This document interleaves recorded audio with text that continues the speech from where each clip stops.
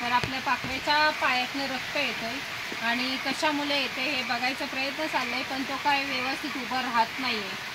त्यामुळे थोडंसं त्याला गोचरून वगैरे आपल्याला चेक करायचं आहे. कारण की समजा आपण लक्ष नाही दिलं तर जे काही त्याला लागलं आहे ते जास्त बळवेल वगैरे, ह्यासाठी आपल्याला चेक करणं गरजेचं आहे.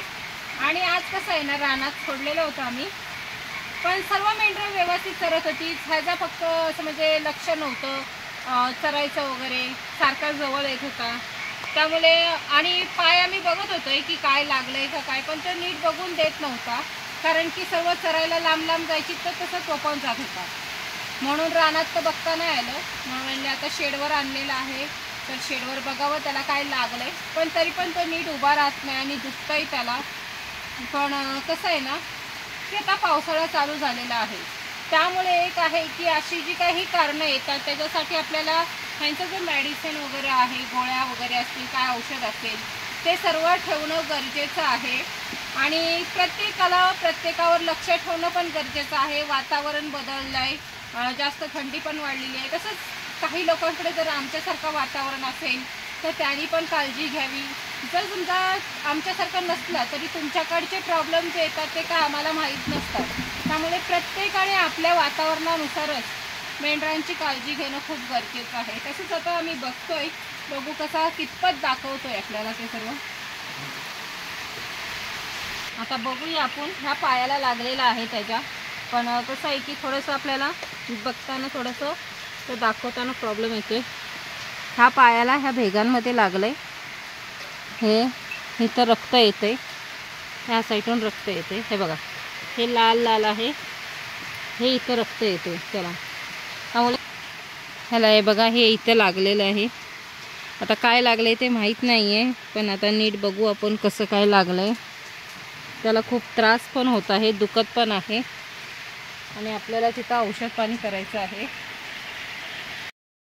आता त्याच्या जखमेत आपण हिमेक्स वगैरे लावलेला आहे. काय लागलं हे काय माहीत नाही आहे, पण कसं आहे ना की ही जी आपल्याकडे छोटी मोठी औषधं असतात, त्यांना ताप येणे किंवा आहे ना असं काय लागणे वगैरे, मग अशासाठी ही आपली तयारी औषधांची असावी.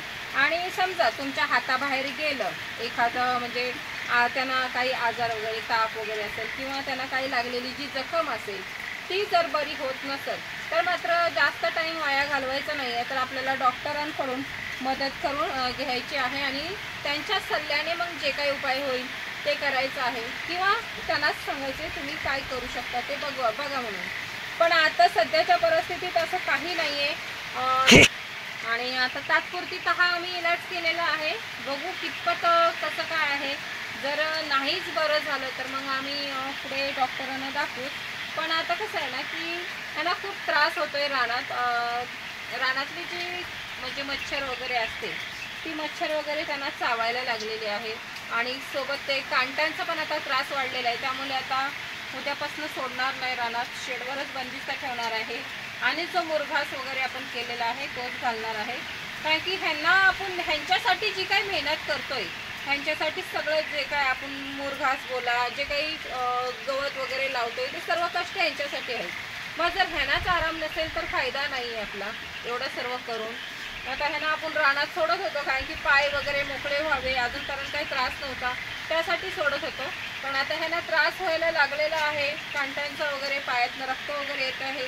त्यामुळे आता ह्यांना सोडणं बंद करणार आहोत आणि जो मुरघास ह्यांच्यासाठी केलेला आहे तो आता त्यांना चालू करणार आहोत.